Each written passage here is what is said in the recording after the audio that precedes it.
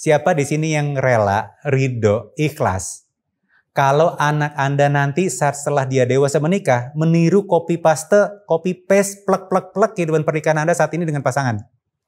Siapa yang rela? Menangislah, tertawalah, semua rasa itu ceritakanlah, bersedihlah, dan tersenyumlah. Dan biarlah ceritamu menjadi terang bagi jiwa-jiwa lain yang butuh tenang.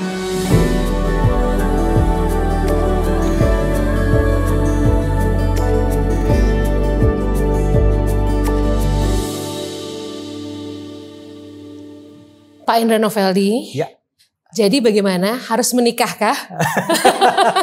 Pertanyaan pembukanya gini banget ya. Selamat datang di Sahabat Bicara, Pak Thank you. Indra Noveldi. Very well known nih sekarang seorang marriage counselor gitu ya. Dan yang aku suka dari video-video Pak Indra gitu ya, ngomongnya itu nggak pakai filter. Aku suka. Jadi suka galak kadang-kadang ya.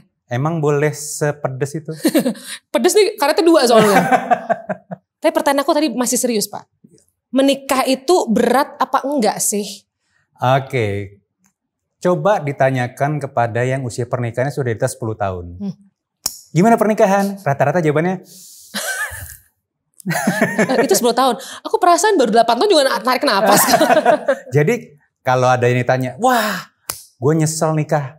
Gue nyesel tau gini dari awal. Biasanya usia pernikahannya di bawah 1 tahun. Masih anget ya? Masih anget, masih ngerasa wah lagi seru-serunya. Di atas 5 tahun mulai tarik nafas. 10 tahun lebih? 15 tahun? Tahan napas. Oh, tahan napas. Gak bernapas dong.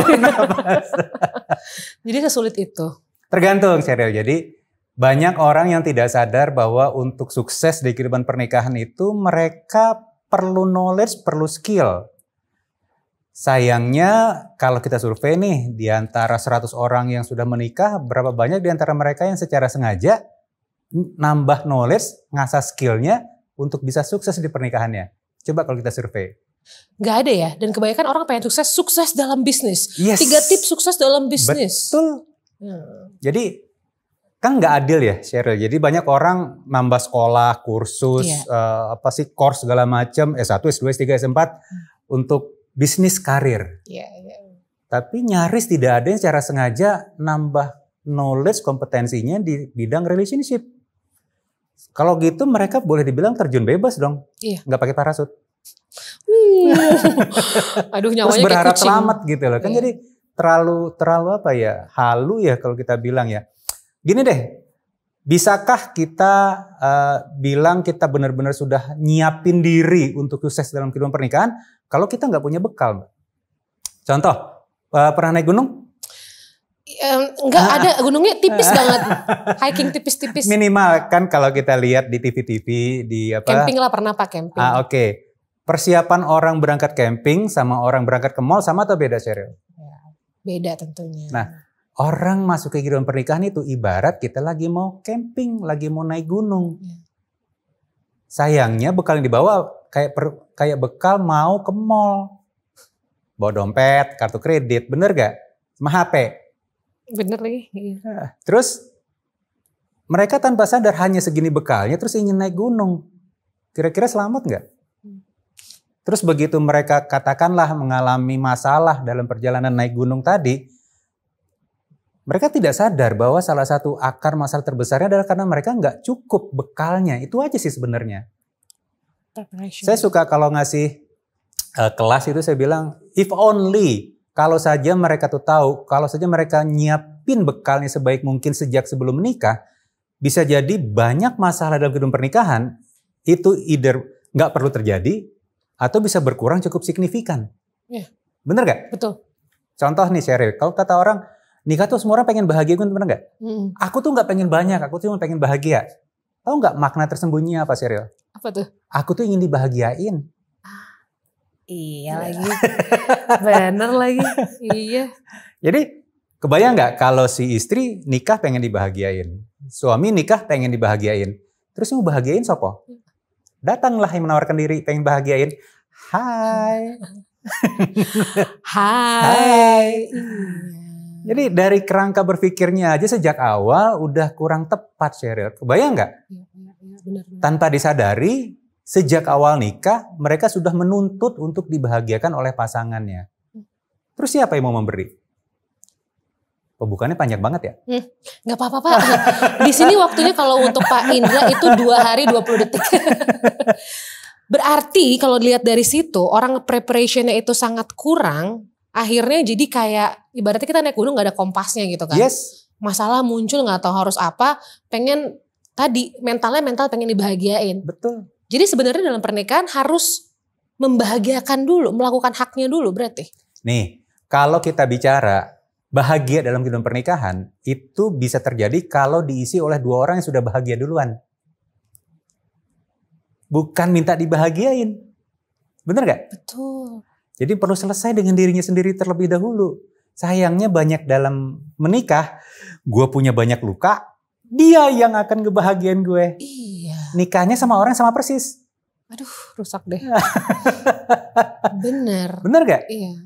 Berharap he's the one, she's the one yang bisa mengobati luka batinku selama ini.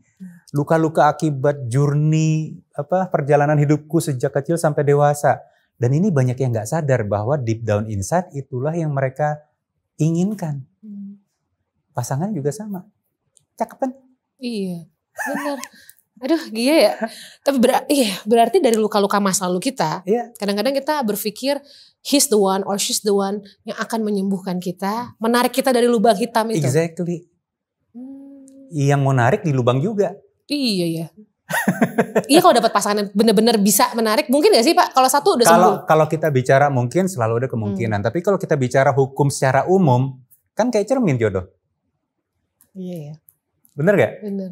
Nih Sheryl, banyak yang tidak sadar dalam membangun relationship dalam kehidupan pernikahan, mereka terjebak dalam hubungan transaksional. Kayak gimana maksudnya? Take and give, itu transaksional. Iya, oh iya, benar. Jadi hati-hati dengan nasihat-nasihat di luar sana. Dalam pernikahan tuh harus ada take and give. Nggak kejadian, nggak bakal. Pengennya take, bener nggak? Bener. Nggak mau give. Iya. Jadi terus harus gimana dong formulanya Pak? Formulanya adalah ikuti hukum alam pernikahan. Ada hukum alamnya. Oke. Ada 3. Ada 3 nih. Yang pertama, giving. Yang kedua, giving. Ketiga, giving. Udah yuk selesai. Lah iya bener gak? Bener. Bahwa misalnya petani nih Sheryl. Kalau petani kan mau nanam tanaman apalah gitu ya. Pertama sebelum nanam dia ngapain? Cangkul dulu, siapin lahannya dulu. Bener gak? Betul. Itu giving gak? Iya. Terus nanam benih, itu giving gak? Terus disiram, giving gak? Dipupuk, itu giving. Iya. Dirawat, itu giving. Semua prosesnya adalah giving. Berharap suatu hari semoga bisa panen. Nah sayangnya orang dalam membangun sebuah relationship, mereka tuh jatuhnya transaksional. Oke, gue kasih ini, gue dapat apa? Dagang cuy. Wah, jadi cinta itu harus take and give, salah ya? Salah. Give. Nah gimana kita mau give kalau kita sendiri masih kurang? Oke. Kita masih punya luka. Kita craving for love dulu bahasanya. Kita tuh masih ngais-ngais gitu loh, ngemis-ngemis. Tapi kita nggak sadar kita sebenarnya craving kelaparan gitu kan. Jadi perlu selesai dengan diri sendiri. Nah sayangnya kan nggak banyak yang secara sengaja melakukan self audit. Gua nih sebelum menikah udah selesai belum dengan excess baggage gua sendiri gitu kan. Dari mana gue tahu gue punya excess baggage apa enggak? Gimana Sheryl? Gimana ya? Apakah kita harus pergi ke profesional untuk tahu kita punya excess baggage itu? Oke, yes and no. Nah, kenapa yes and no? Kalau kita bisa belajar otodidak, kenapa enggak gitu loh? Caranya gimana? YouTube sekarang udah di mana-mana, bener nggak? Banyak banget yang ngebahas tentang bagaimana sih kita melakukan self assessment tentang saya ini punya luka batin nggak sih sebenarnya? Gue punya PR nggak sih di masalah emosi? Gue punya PR nggak sih di masalah karakter sebenarnya? Ini kan ngajak kita belajar bercermin, bener nggak? Kalau di agama Islam kan disuruh muhasabah. Lu ngaca, lu cermin. Lu jangan sibuk merasa diri lu baik. Ini garis bawah ya apa? Merasa. Iya sih, Kak. Jadi itu menjadi racun ya sebenarnya dalam rumah tangga itu Betul. sendiri. Kan kalau di buku yang saya tulis bersama dengan istri, Menikah untuk Bahagia. Aku ada bukunya. Oke. Di situ saya bilang, kalau salah satu pihak merasa pernikahannya baik-baik saja, dan yang sebelahnya lagi merasa pernikahannya ada masalah, pernikahan mereka tuh dalam masalah besar. Waduh. Yang satu ngerasa, we are fine. Yang satu, enggak, we are not fine. Itu masalah besar. Itu bom waktu, tinggal nunggu meledaknya doang, Sheryl. Oke. Semakin lama semakin horor ya. Ini kok kayak lagi cerita jurik ya, Pak?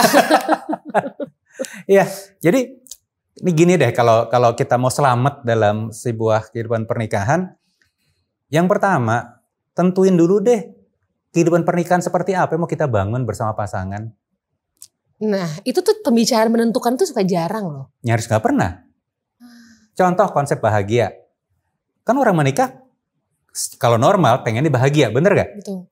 Sekarang yakin, bahagia versi suami sama dengan bahagia versi istri. Kebanyakan berasumsi. Iya. Wah, kita sama-sama pengen bahagia. Iya, tos. Padahal terjemahan bahagia versi gue sama dia beda. Bener gak? Betul. Pengen keluarga yang harmonis. Harmonis versi saya, harmonis versi dia, yakin pasti sama. Pernah dibahas gak? Mau contoh lagi, mau bahas tentang komunikasi yang sehat antar pasangan. Iya. Ini lebih seru lagi nih. Lebih mengerikan ini. Maghrib kita pulang karena kan Sheryl 70% pernikahan itu kan isinya ngobrol. Iya. Nah, dan lebih dari 70% datang ke saya, masalahnya saat di ruang konseling, komunikasi mereka masih belum baik antara suami dan istri. Oke. Tanya dong, yang paling mentok di konseling ke saya usia pernikahannya berapa tahun? Oh ya, berapa tahun pernikahan apa berapa tahun orangnya Menikah. nih? Oke, berapa tahun menikah? 25. Hah? 25? Dan pernikahannya masih kagak jelas komunikasinya berdua. Kan harusnya 25 udah, iya udah Harusnya. tahu lah kita Itulah. masing-masing. Oke. Jadi 25 tahun menikah, mereka masih belum bisa menemukan format komunikasi yang sehat antara suami dan istri. Suami ngomong apa, istrinya terjemahin apa. Dan masing-masing sibuk dengan kamusnya masing-masing, dictionary-nya masing-masing, library-nya masing-masing. Iya. Dan nggak pernah duduk bareng bikin bahasa bersama. Oke. Contoh antara orang Jawa sama Sunda, atos. Keras sama udah gitu ya. Iya, kita ngomong kata yang sama. Iya. Yang satu, ya atos. Kan bisa berantem, bener gak? Kita sedang ngomong satu kata yang sama, tapi terjemahan di kita tuh belum tentu sama. Jadi duduk bareng sama pasangan, ayo deh, tentuin dulu kita mau bangun keluarga bahagia itu yang seperti apa sih sebenarnya. Terus sakinah, mawadah, warohmah, harmonis, hangat, itu duduk bareng sama pasangan. Yang saya lakukan bersama calon istri saya dulu, saya pitching. Oh, pitching. Zaman belum pitching, belum ngetop, 20 sekian tahun yang lalu, gue udah pitching Sheryl. Oh gitu. Ada orangnya tuh di situ. Jadi bukan klaim sepihak, jadi udah presentasi duluan ke calon istri. Oke. Ini loh konsep keluarga bahagia yang kebayang sama gue. Presentasi gak pakai PowerPoint, Iya, tapi enggak ya. Belum ngobrol ada dulu soalnya Pak. Ada udah. Gue kesannya zaman batu banget gitu. Jadi bercerita visi, misi segala macam. Jadi jual ide kepada calon istri dan saat itu buy in. Oke, kita nikah. Selamat belum? 10 tahun nyungsep. Jadi ada masa itu juga. Lah di buku kan dibahas. Iya, maksud aku kan yang belum baca buku gak tahu Pak. Ini pura-pura gak tahu. Jadi pura-pura gak tahu. Jadi udah pitching, sudah jual ide, udah presentasi sebelum nikah aja, sudah ngerasa sama visi misinya. Ternyata waktu implementasi belum tentu sama. Kenapa? Karena masing-masing dari kita masih punya excess baggage. Oke. Dan saat itu kira-kira bekal knowledge kita cukup nggak? Belum. Kurang ya? Kurang banget. Jadi nih banyak yang ketipu jebakan Batman, Sheryl. Gimana tuh? Ibarat kalau kayak main tinju nih, kan udah ngukur kelasnya duluan, bener nggak? Mungkin kalau kelasnya yang kelas bulu gitu kan. Gue bisa lah lebih 2-3 kilo, gue masih mampu lah ngadepin. Teng, yang nongol Mike Tyson. Wah salah nih. Nah, inilah yang banyak terjadi di antara orang yang menikah, Sheryl. Mereka berpikir level kesulitan yang mereka hadapi segini. Begitu ijab kabul, deng, segini. Iya. Tahu nggak makna tersembunyi dari ijab kabul apa? Apa Pak? Serah terima paket Masya Allah. Ada yang ketawa lagi. Serah terima paket Masya Allah. Aduh ketipu casing lagi katanya gitu. Ya itulah, welcome to the club, welcome to the jungle, surprise, bener gak? Iya bener. Iya. Ya itulah realita gitu loh. Jadi saat menikah, itulah 5 tahun pertama, itulah masa kita belajar kenal siapa sih orang kita nikahin sebenarnya. Selama ini kan kita merasa kenal. Jujur, banyak kejutan-kejutan nggak setelah menikah? Perlu listnya nggak Pak? Ada nih. Oh ada tabel Excel di situ. Jadi banyak orang kaget, loh kok dia begini, loh kok, benar gak? Iya. Karena kan sebelum nikah yang kita lihat kan cuman casing. Begitu nikah kelihatan semua tuh di belakang casing itu apa. Dan biasanya kita tidak siap karena kita menikah dengan ilusi kita tentang siapa orang kita nikahin. Wah, keren. Bener. Kita kayak punya gambaran, dia tuh orangnya kayak gini loh, gini-gini. Deng, kita hidup menghadapi bersama. realita, astagfirullah, subhanallah, gitu kan, innalillahi gitu. Langsung nyebut banyak banget gitu ya. Oke. Nah, sayangnya saat menghadapi situasi seperti itu, banyak yang tidak sadar, gini loh, 9 kali 9 berapa, Sheryl? 9 kali 9, 84 Pak. Salah Pak. Coba as a friend di sini. Coba tolong guys. Bener gak sih? 9 kali 9, 84 bener. Iya diambil kalkulator. Yeay. Berapa Pak? 81. Salah ya Pak, 81. Beda tipis aku bener berarti. Iya bener ambil kalkulator. 9 kali 9, 81. Iya. Bener gak? Boleh dibilang gampang lah buat kita saat ini. Buat anak umur 3 tahun? Iya sulit.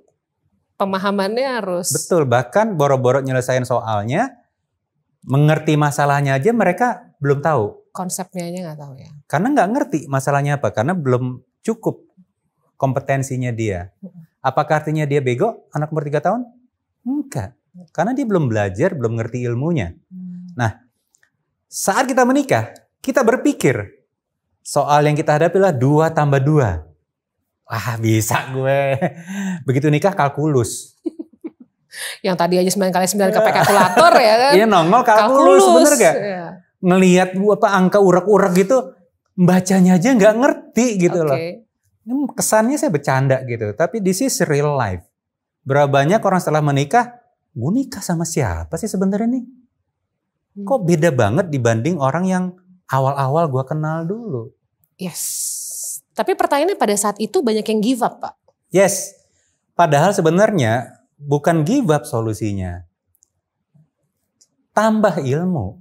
Loh kan bener gak? Gak ngerti 9 kali 9 kursus. Belajar. Cari guru. Wah bukan 9 kali 9 kalkulus.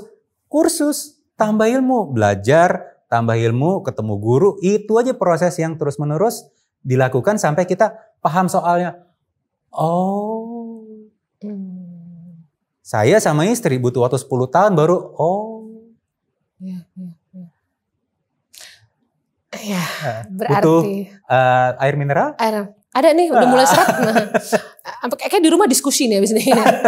Tapi di antara kita akhirnya waktu belajar itu, even nih kita misalnya mencoba untuk nggak give up, ada faktor-faktor di luar sana yang tadi mungkin Pak Indra udah sampein suka mendadah-dadah. Iya kan? Iya. Itu akhirnya menjadi satu faktor tambahan yang baru kita mau coba. Akhirnya lo udah give up. Sebenarnya mungkin belum give up. Tapi akhirnya ya mungkin bisa dibahagiain sama orang lain.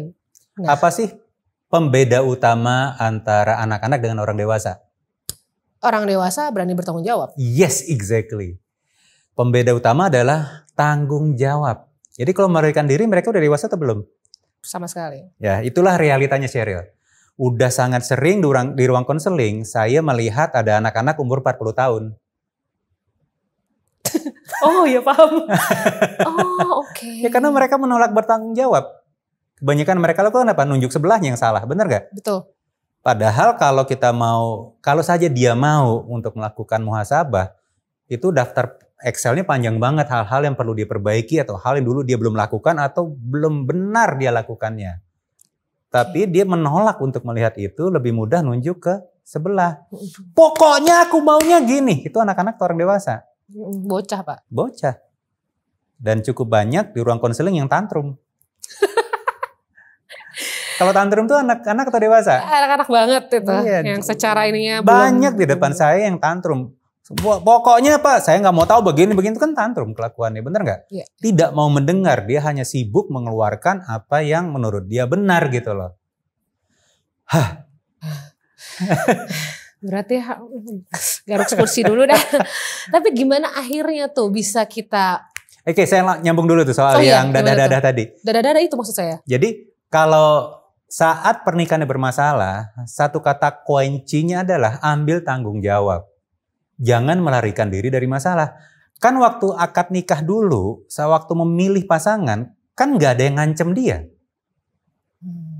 Zaman sekarang rasanya udah hampir nggak ada ataupun jarang banget yang menikah di bawah ancaman, Sheryl. Bener nggak? Iya, iya. Zaman dulu mungkin masih banyak. Sekarang menikah dengan sosok pilihan.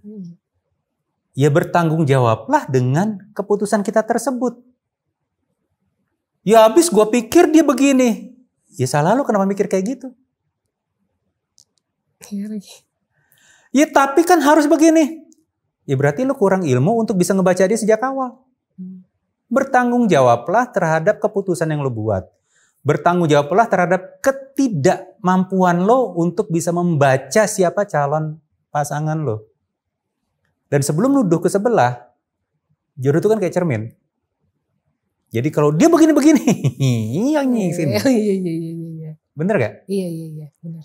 Ini realita yang saya banyak temukan di ruang konseling. Dari 2010 ngasih konseling udah hampir 13 tahun berarti. Banyak banget suami istri yang saya lihat ternyata mirip, beda casing doang. Jeroannya mirip. Tampilan luarnya bisa beda, tapi ternyata kerangka berpikirnya mirip. Emosinya mirip. Keras kepalanya mirip. Tidak mau mendengarnya mirip. Mirip semuanya. Wow. Jadi ya itulah realitanya. Nah, kembali tentang pihak ketiga tadi. Jangan pernah memberi celah sekecil apapun kepada pihak ketiga. Karena pihak ketiga itu bukan penyebab hancurnya sebuah rumah tangga. Pihak ketiga bisa hadir karena sudah ada masalah dalam rumah tangga tersebut. Jadi kalau sedang ada masalah dalam rumah tangga, jangan pernah curhat kepada lawan jenis. Jangan pernah duduk bareng sama teman kerja yang beda lawan jenis. Sesederhana cuman, gue gak ngomongin rumah kok, tapi gue ngerasa nyaman sama dia. Itu pintu masuknya. Justru kalau kita sedang ada masalah di rumah, secara sadar, secara sengaja, pasang gembok. Karena kan di rumah gak nyaman ngobrol. Teman kantor ada yang nyaman ngobrol. Kenyataannya kan gitu Pak. Banyak. Yes. Saat orang selingkuh, Sheryl, ada nggak yang berangkat dari rumah, hari ini aku niat selingkuh? Wow ya, nggak ada ya? Nggak ada. Kebanyakan statusnya kan terlanjur, kepleset. Kenapa? Rasa nyaman. Coba nih teman-teman yang sedang nyimak nih ya, obrolan kita hari ini, cek masih adakah rasa nyaman di rumah Anda? Kalau sudah berkurang, jangan nuntut, bertanggung jawablah untuk menghadirkan kembali rasa nyaman tersebut. Balik lagi kan, Anda di situ sebagai pemegang saham, menuntut apaan? Ya lu yang tanggung jawab. Bukan marah-marah sih, emosi. Emosi aja ya Pak. Tapi emang butuh dimarahin. Karena kadang kita nggak nyaman itu kan membuat kita pengen keluar dari rumah. Rumah udah nggak memberikan rasa nyaman. Iya. Kebukalah di luar, iya. Wow, dunia baru yang gitu. Ya sama kan kayak anak kecil kan. Ngambek, tantrum, berharap tayang, puk, pret gitu kan. Iya lagi. Gini. Rumah itu kan perlu jadi home kan, Sheryl? Yes. Sedangkan banyak orang tanpa disadari sekarang masuk ke dalam status tanpa hubungan. Bukan hubungan tanpa status loh. Status tanpa hubungan. STH. Statusnya masih menikah. Oh iya. Tapi nggak ada bonding. Nggak ada koneksi. Iya. Roommate. Bener.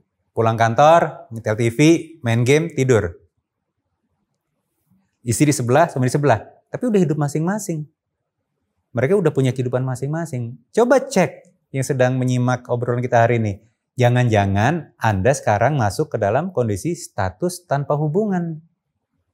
Oke. Mereka udah nggak ada rasa di rumah. Rumah sudah tidak lagi menjadi home.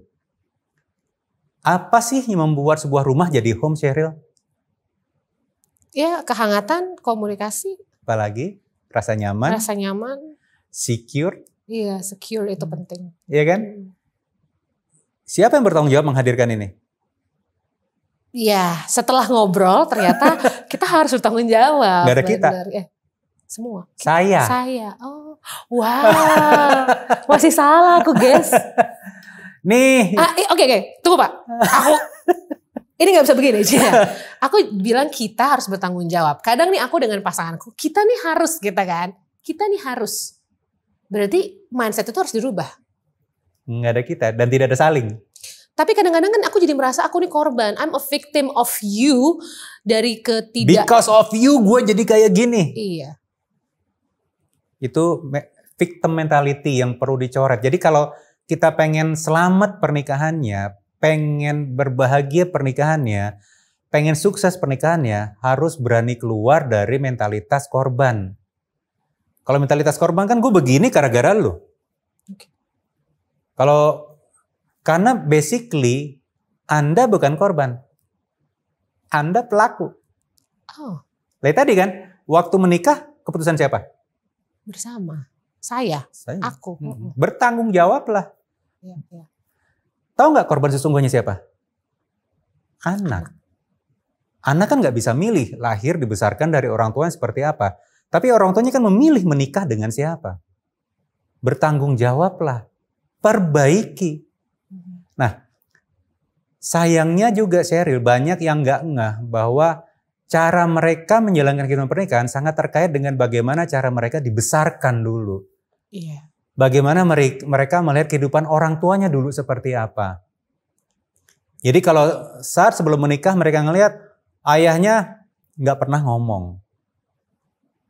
Tahu-tahu marah gebrak meja. Kira-kira setelah menikah yang mana yang akan diulang? Sama ya. Jadi sama. Padahal waktu kecil mungkin nggak suka dengan apa yang dia lihat. Bener dong, sebagai anak nggak suka pasti kan? Ya. Sayangnya lagi, dari tadi gue banyak ngomong sayang ini Sheryl. Jadi sayang banget jadinya. Sayang banget gitu kan. Sayangnya itu terekam di bawah sadarnya masing-masing. Dan pikiran bawah sadar kita kan 88% porsinya. Logika bilang 12%, gue kagak mau. Tapi yang 88 kan kerekam di situ. Jadi begitu setelah menikah, tanpa kita niatkan, tanpa kita sadari, kita sedang mengulang kehidupan pernikahan orang tua kita. Dan yang serunya lagi adalah, ini saya sebut sebagai softwarenya nih Sheryl, software bawah sadarnya nih. Coba bayangin, ada seorang laki-laki dibesarkan dari keluarga yang dimana ibunya sangat melayani ayahnya. Si istri dibesarkan dari keluarga militer. Bapaknya ngapa-ngapain sendiri, mandiri, terus nikah. Suami begitu sampai rumah pengen dilayani istri, bikinin minuman. Istrinya cengeng, manja amat sih lu. Bapak gua aja nggak pernah kayak gitu. Siapa benar siapa salah kalau ada kayak gitu? Iya, jadi nggak benar nggak salah ya. Dua-duanya benar menurut versi mereka masing-masing. Makanya ini penting banget duduk bareng sama pasangan. Tentukan konsep keluarga harmonis versi mereka tuh seperti apa. Tidak harus versinya suami, tidak harus versinya istri, bisa jadi mereka menemukan versi baru gitu loh. Di sini perlunya kita punya bekal knowledge yang cukup, punya referensi yang cukup. Karena kalau enggak, adu ngotot kan Sheryl. Bener gak? Betul. Menurut gue, enak aja loh. Menurut gue, iya udah, ayel-ayelan gitu kan Sheryl. Ya, begitulah lika-liku. Iya, iya. Oh, aduh, banyak. Oke, berarti kalau misalnya sudah terjadi, anggap saja suatu pernikahan udah rusak dengan kurang komunikasi, akhirnya masuk orang ketiga nih Pak, tapi ingin membenahi. Mental apa yang harus dibenahi dulu nih? Ya, kalau mental tentunya adalah take full responsibility. Keluar dari mentalitas korban. Terus kalau sudah terlanjur ada pihak ketiga, prasyarat utama adalah berhenti total, tarik rem tangan. Putus segera. Nggak pakai kasihan dia, nggak ada kasihan-kasihan. Kenapa? Yang bersangkutan pun tahu, pihak ketiga pun tahu, yang dilakukan salah. Berhentilah mengasihani orang melakukan kesalahan bareng sama dia. Kadang-kadang orang tuh terlalu kasihan sama pihak yang bikin dosa bareng, nggak kasihan sama orang yang sahnya dia gitu loh. Jadi prasyarat utama nih Sheryl, ya kalau amit-amit jabang bayi kebetulan sedang mengalami ada pihak ketiga, berhentilah. Barulah cari konselor. Pengalaman nih Sheryl, kalau saat konseling masih belum mau ngelepas pihak ketiga, buang duit. Gitu ya Pak? Udah. Gak ngaruh ya? Ya karena basically dia belum niat bubar. Oke, gue konseling ya, gue cuma pengen nyenengin pasangan gue doang. Kan dia pengen, ya udah gue datang, tapi dia nggak ada keinginan untuk memperbaiki. Ya, mereka yang berhasil konseling karena ada pihak yang ketiga, mereka sejak awal sadar itu salah. Dan begitu datang di sesi pertama saya bilang prasyarat utama adalah bubar, putus. Semua sosial media tidak lagi berhubungan, ya, WhatsApp putus, dan jangan coba-coba untuk stalking-stalkingan gitu loh. Habis itu baru dilakukan reprogramming di kerangka berpikirnya. Mudah yang bilang siapa? Bener nggak? Karena pihak pelaku pun pasti punya pembenaran versi dia kenapa dia melakukan seperti itu. Di sisi lain, kepada pihak yang menjadi korban, saya bilang it takes two to tango. Ini nggak tiba-tiba terjadi seperti ini. Benar nggak Sheryl? Betul. Ada proses yang cukup panjang kan. Ini cuma ledakannya doang nih. Nah, untuk bisa berhasil konselingnya, berarti kedua-duanya bersedia untuk melakukan introspeksi diri. Ya. Dan kalau konseling, banyak yang tadi di awal kita bilang kadang-kadang pedesnya lumayan. Nah disitulah banyak yang mungkin nggak siap. Kok gue disalahin juga? Padahal kan gue yang sakit. Ya, what do you want gitu loh? Pengen sembuh, pengen diperbaiki, atau pengen dikasihani, mau yang mana? Ya. Karena korban sesungguhnya adalah anak. Mau sampai kapanpun dia adalah misalnya bapak dari anak lo. Mau sampai kapanpun dia adalah emak dari anak lo. Lo mau perbaiki nggak? Itu bukan journey yang mudah. Itu wah nangis darahnya luar biasa Sheryl. Jadi jangan pernah kasih celah untuk hadirnya pihak ketiga. Udah deh gitu aja. Nanti aduh berdarah-darahnya tuh luar biasa Sheryl. Ya ibarat kayak apa? Kan kita udah sering denger tuh kalau kita maku, kita cabut pakunya, lubangnya masih ada. Si pelaku udah minta maaf. Yang menjadi korban emang semudah itu untuk bisa memaafkan. Bisa memaafkan belum tentu bisa sembuh lukanya. Itu dua proses yang berbeda Sheryl. Trust issue-nya belum. Belum lagi trust issue. Jadi kalau sudah terlanjur dari pihak ketiga dan ingin memperbaiki, jangan buru-buru minta pasangan untuk percaya sama gue. No, lu udah ngerusak trust tersebut. Berarti lu perlu bersedia selama sekian waktu ke depan pasangan lu masih punya parno sama lo. Masih curiga, masih nggak percaya, masih nggak yakin. Telan. Kan lu yang udah ngerusak itu semua. Walaupun bisa jadi lu punya pembenaran, habis kelakuan nih kayak gini. Oke, itu benar. Tapi itu tidak menjadi pembenaran untuk lo melakukan hal tersebut. Nggak ada yang enak kan konselingnya? Iya ya, benar. Jadi si pelaku harus terima, dia akan dicurigai dulu beberapa waktu ke depan untuk memperbaiki yang udah rusak. Si korban berarti harus kayak gimana? Si korban pun juga belajar introspeksi diri bahwa kenapa ini terjadi gitu loh. Apa yang membuat pasangannya mencari makanan di luar? Berarti hidangan di rumah udah cukup belum? Belum. Kan gak enak nanya kayak gitu, bener gak? Benar. Padahal versi yang bikin makanan, gue sudah menghidangkan. Gue udah capek-capek masak, gue udah capek-capek cari resep, dianya aja yang kagak mau makan di rumah. Iya, nggak kelar-kelar kok kayak gini. Iya, iya. Jadi kalau kita ingin berhasil konselingnya, kita perlu secara sengaja punya kerangka berpikir, gue juga punya salah di sini, dan gue perbaiki kesalahan gue dulu. Dia punya kesalahan, dia perbaiki kesalahannya dia dulu. Nanti baru jalan paralel, semoga di ujung bisa, ceklek lagi kita Sheryl. Oke. Jadi kalau dari awal konseling tuh didudukin bareng berdua, yang ada tengiat. Jadi kalau konseling tuh nggak pernah berdua, Pak? Nah, tiap konselor bisa punya apa sih metodologinya masing-masing. Kalau yang di saya pisah. Supaya apa? Bisa leluasa mereka bercerita. Iya, jadi nggak takut. Gue salah cerita, pulang berantem lagi gue. Atau di depan saya udah pernah soalnya dulu. Oh iya? Di depan saya, terus gue ngapain di sini dia berantem di depan gitu. Buang waktu. Iya. Bener gak? Bener. Jadi ya kalau berhasil, mulai dari diri sendiri dulu, perbaiki diri sendiri dulu, barulah journey memperbaiki hubungan dengan pasangan. Jadi nggak langsung bypass seperti itu. Nah, ngelanjutin soal trust issue tadi. Kalau sudah terlanjur rusak trust-nya, bekerja keraslah untuk membangun track record baru. Ini ibarat narapidana. Pernah tahu lagunya Ebit nggak? Yang mana, Pak? Beda generasi kita ya. Enggak, tapi saya masih tahu, Pak, Ebit. Apakah jika terlanjur salah akan tetap dianggap salah? Yang mana tuh ya? Pokoknya nanti cari liriknya, mungkin jadi backsound nanti di.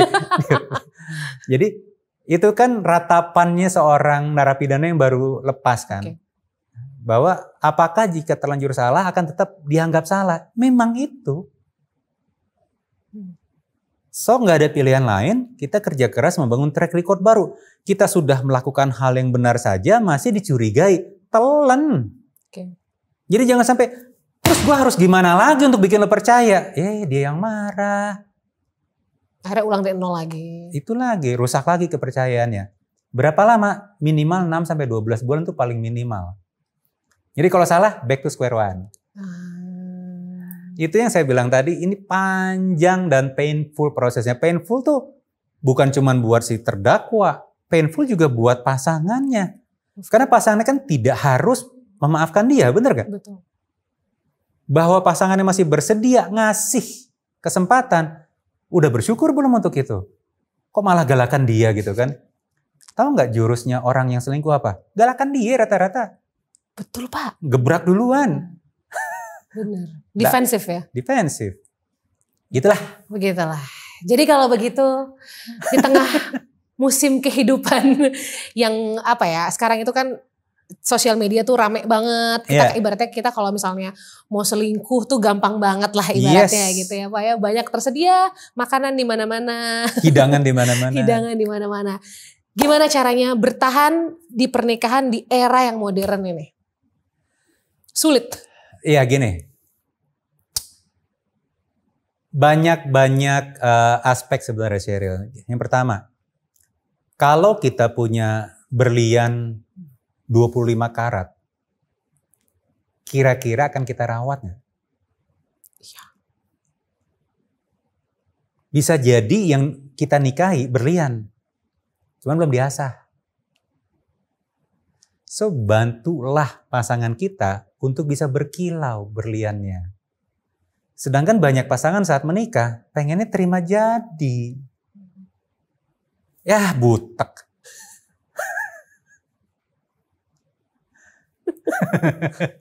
Ini ngomong belak-belakan gak apa-apa ya, kan? Pak. Oh, silakan Pak, sikat Pak. Ya butek, ya lu asah Bambang. Ada Bambang, sorry. Gak ada Bambang, Ucup ada. Ucup. Diasah supaya bisa berkilau. Nah untuk bisa ngasah berarti di sini kan udah perlu berkilau duluan. Bener nggak? Betul. Jadi itu yang pertama. Terus yang kedua, belajarlah strict sama diri sendiri. Strict tuh maksudnya gimana? Kita bikin pagarnya dengan ketat. Sosial media, jangan suka TP-TP lah gitu loh. Tebar pesona kemana-mana gitu kan. Bikin status, wah pengen apa supaya orang komen. Ya hampir semua yang posting sosial media pasti pengennya semua orang komen. Tapi kan ada yang memang kecenderungannya ngelempar umpan lambung. Bener gak Sheryl? Betul, ada lagi yang makan umpannya. Ada lagi yang makan, DM gitu kan. Iya. Ini soal DM ini bahaya banget Sheryl. Iya Pak, gimana tuh? Jangan pernah ngeladenin DM. Banyak yang tertampar ini dengernya. Yes. Mau alasan itu tapi kita gak ngapa-ngapain, gak usah. Lebih baik nggak bermain api-api kecil gitu ya? Yes, jadi kalau ada orang DM, Assalamualaikum. Nggak jelas tujuannya apa, diemin. Kecuali orang DM, clear. State her mind, state his mind, mau apa gitu kan. Iya. Oke, kita baru ngerespon. Tapi kalau orang iseng ngasih umpan, terus kita yang makan, yang on siapa? Assalamualaikum Pak Indra, saya suka sekali dengan ceramahnya, saya suka sekali dengan pelajarannya. Gitu dibalas gak?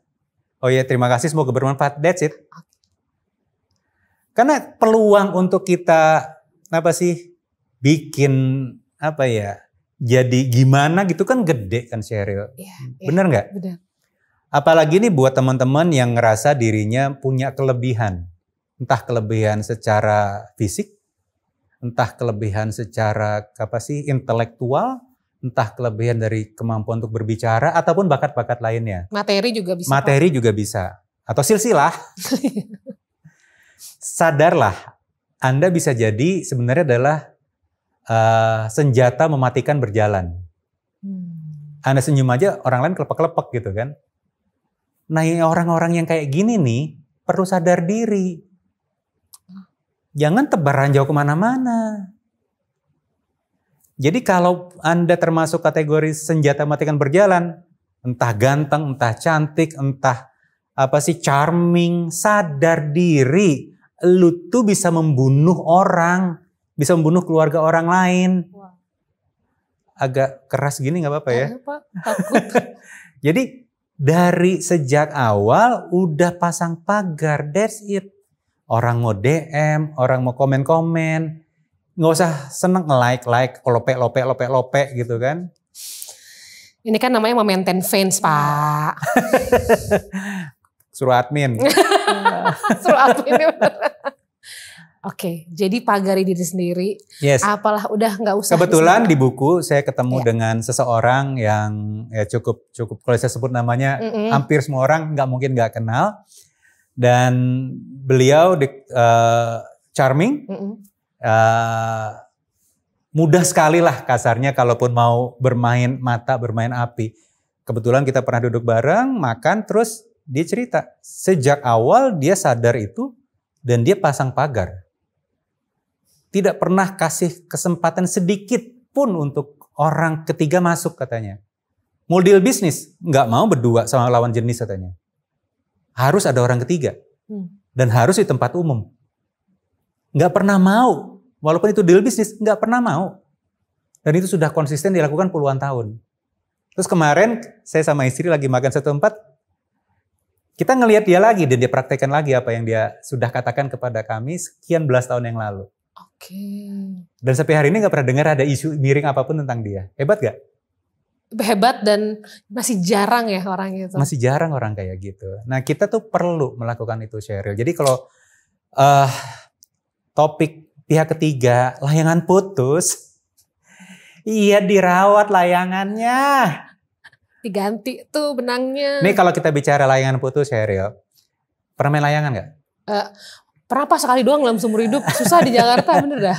Ya, kalau orang yang pernah main layangan, itu kan pasti ngerti tipe layangan yang lagi diterbangin itu seperti apa. Apakah layangannya termasuk yang anteng, stabil, steady, atau layangannya termasuk yang tipikal gesit. Dia ngerti cara mainin layangannya, benar gak? Betul. Dia juga tahu, oh angin arahnya bergerak kemana, mati angin gimana. Kalau lagi mati angin gimana caranya layangan tetap bisa naik, benar gak? Terus gimana caranya mengendalikan saat angin lagi gak karu-karuan. Butuh apa berarti? Skill. Kalau orang yang gak bisa main layangan, baru hanya betul nyangkut, bener gak? Bener. Terus nyangkut ditinggal. Ya, terus curhat, layangan gue nyangkut. Jewer deh gitu kan. Padahal dianya yang gak bisa. Dirinya yang gak bisa. Jadi kalau kita mau pakai analogi layangan putus, Sheryl, iya belajar. Bahkan kalau kata yang suka main layangan, masang tali kamaknya aja itu perlu belajar. Lu salah pasang tali kamak, singit, terbang itu begini gitu loh. Jadi kalau kehidupan pernikahannya singit, perlu disalahin siapa? Lu. Marah lagi gue. Takut deh. Tapi benar semua. Yang Pak Indra omongin itu benar dan bisa membuka mata kita bahwa it's not easy ada di dunia pernikahan. Itu adalah long proses seumur hidup ya Pak ya. Jatuh lagi, bangun lagi, jatuh gini. lagi. Dengan segitu tidak menyenangkannya cerita yang kita bahas tadi, terus kenapa gue harus berjuang? Ya. Nih dari sini ke Bogor berapa kilo, Sheryl? Berapa sih cuy? 90 ya? Enggak lah lebih ya. 60-an kilo lah. 60-an ya? 45 sampai 60 kilo. Oke? Mau gak jalan kaki dari sini ke Bogor? Lu capek Pak. Dibayar? Capek juga. 10.000. Ya kecil lah. 10 miliar. Boleh deh. Murah. Isi? Iya. Jaraknya masih sama. Oke, bentar lagi hujan nih, bener nggak? Jalan kaki. Tapi kenapa dapat reward 10.000 malas banget, begitu angka 10 miliar, berangkat gitu kan. Jadi semua tergantung rewardnya, begin with the end in mind, Sheryl. Yeah. Ujungnya apa nih yang lagi kita ingin perjuangkan? Itulah kenapa saya bilang tadi, sejak awal nikah, ininya clear dulu nih, yang mau kita perjuangkan apa, berapa nilainya. Dan yang bisa ngasih nilai siapa? Kita. Mungkin buat orang lain, ngapain sih lu Pak, begitu-begitu, biasa aja kali. Oke, di mata dia mungkin ini nilainya cuma 10.000 rupiah, di mata saya 10 miliar. Bener nggak? Ya. Contoh nih yang lagi hype kan sekarang olahraga jogging nih. Bener nggak? Lari, sampai ikut lomba kemana-mana, bener nggak? Betul. Kenapa ada orang yang bersedia lakukan itu? Karena mereka ngelihat rewardnya di sana. Tapi apakah ujuk-ujuk mereka bisa? Belum tentu. Untuk orang yang belum pernah lari 500 meter aja, itu udah putus napasnya, bener nggak? Udah megap-megap. Iya. Kalau dia nggak punya mimpi, dia nggak punya goal, dia nggak mau lanjutin. Gila capek badan gue, mendingan bubur ayam. Bener nggak? Bener. Lari di GBK nih, ada orang yang pura-pura lari, habis itu mampir bubur ayam lebih lama gitu. Bapak kan. ngomongin saya. Tapi ada orang yang secara serius pengen terus lari di area yang sama. Yes. Yang dilakukan beda, kenapa? Di kepalanya beda. Bahkan ada yang lebih gila lagi, kalau Sheryl datang ke GBK hari Rabu malam atau Kamis malam, itu ada yang latihan core. Bukan atlet, orang-orang biasa, tapi bersedia meningkatkan kemampuan fisiknya. Digembleng sedemikian rupa sampai ngos-ngosan segala macam. Orang lain ngeliat, ngapain sih mendingan nongkrong di kafe? Karena beda di mata mereka, kesehatan itu di umur sekian, ini sesuatu investasi yang perlu mereka perjuangkan. Sisi lain, males Ya. Siapa benar siapa salah? Tergantung mimpinya masing-masing. So pertanyaan berikutnya lagi, sudahkah kita berani membayar harga untuk mimpi kita? Sudahkah kita bisa menempatkan pernikahan nilainya sedemikian tinggi sehingga kita bersedia berani bayar harganya untuk pernikahan tersebut? Sayangnya saat ini nggak banyak yang berani ngasih nilai tinggi, Sheryl. Ya. Dianggap nilainya kayak ya beli sepatu bekas, jelek buang. Coba kalau dari awal bisa ngelihat nilainya adalah berlian 25 karat. Udah beda cerita. Ya. Betul. Keringetan ya ngobrol sama Pak Indra ya? Ada aslinya dingin. Ada dingin padahal. Keringet dingin loh. Aduh, semoga apa yang Pak Indra sampaikan ini langsung pada tertampar dan kena. I know it's not easy ya Pak ya? It's not easy.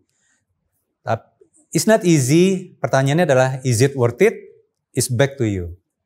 Okay. Karena nggak ada yang bisa bilang ini worth it apa enggak selain diri kita sendiri. Makanya perlu duduk bareng sama pasangan sebelum terjadi hal-hal yang membuat kita roller coaster. Duduk bareng dulu deh. Jadi kalaupun terjadi roller coaster, kita tahu kenapa kita tetap perlu berjuang di sini. Karena ada sesuatu yang indah di ujung sana nantinya. Kita pandang pernikahan rewardnya yang paling tinggi sehingga kita mau melakukan hal-hal yang baik, hal-hal yang effortnya luar biasa untuk pernikahan itu. And you know what? It's not only about you. Apa yang Anda lakukan bersama pasangan itu direkam oleh anak. Ini makin takut Pak. Oh iya. Ya, jadi tanpa Anda sadari, ini teman-teman nih, tanpa Anda sadari, Anda sedang menyiapkan bagaimana kehidupan pernikahan anak Anda nantinya. Ini nih yang lagi nyimak nih. Siapa di sini yang rela, ridho, ikhlas? Kalau anak Anda nanti setelah dia dewasa menikah, meniru copy paste, plek kehidupan pernikahan Anda saat ini dengan pasangan. Siapa yang rela? Pada nyumput Pak. Kalau lagi workshop nih, tidak. Amit-amit. Ada amit-amit ya? Banyak. Lah saya bilang, gimana ceritanya gitu loh. Ya, tapi kan saya pengennya anak cuman ngambil yang baik-baik aja. Sayangnya tidak begitu cara kerjanya. Yes. Anak merekam 100%. Nggak bisa, cuman pengen yang bagusnya dong. Mau bukti? Mau Pak. Ada nggak yang sekarang ngerasa, kok cara marah gue kayak orang tua gue ya? Wah udah nih, udahan dulu ya. Bener loh guys. Anakku itu mengcopy cara marah aku dan cara marah papanya. 100% sometimes kayak aku, 100% sometimes kayak papanya. Oke. Ya, scary ya Pak ya. So that's your children's future. Iya, oke. Ayo ini baik sekarang. Untung ya marah-marah kita nggak parah-parah banget, tapi cara dia screaming kadang-kadang kan juga mirip dengan apa yang kita lakukan. Betul. Jadi anak adalah hasil dari programming orang tuanya. So parents, you are the programmer. Hati-hati. Tanpa Anda sadari, mungkin Anda sedang mentransfer banyak virus kepada anak Anda. Banyak bugs. Error 404. Aduh, ya udah. So saya bilang, it's not only about you. Jangan egois. Gak apa-apa deh, gue gak bahagia. Yang penting anak gue bahagia. Halu. Mau bukti? Lebih dari 80% mereka yang konseling ke saya itu bisa di tracking bagaimana cara mereka dibesarkan, kehidupan orang tuanya bermasalah. Jadi kalau kehidupan pernikahan Anda saat ini bermasalah, Anda sedang menyiapkan bermasalahnya pernikahan anak Anda nantinya. Pak, kok doain bukan doain? Ini kan pola. Ya. Karena itu terekam di bawah sadar anak. Ya, begitulah Sheryl. Jadi kalau misalnya udah pada males berubah, udah pada enak gitu memuka pasangannya kadang-kadang ya, ingat ada anak di belakang dan kedepannya dia bisa meniru dan juga berpola yang sama. Dan bisa multiplikasi dan amplifikasi kan? Nah itu dia yang lebih mengerikan. Selamat dulu lah Pak ya. Terima kasih banyak Pak. Sami-sami, semoga bermanfaat.